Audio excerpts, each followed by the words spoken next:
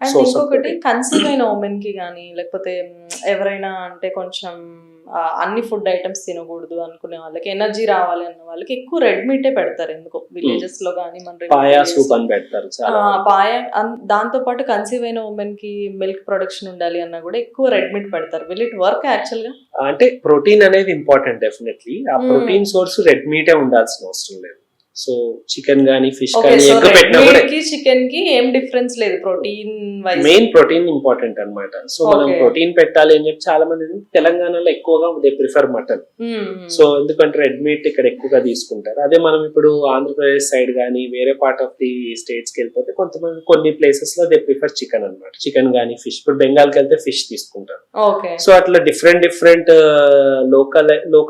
Localities బట్టి మనకు ఆ తీసుకునే ప్రోటీన్ సోర్స్ అనేది మారచ్చు. బట్ ఎనీ ప్రోటీన్ మామూలుగా మిల్క్ ఇస్తున్నప్పుడు లాక్టేషన్ కి ఇంపార్టెంట్ అన్నమాట కంపల్సరీ.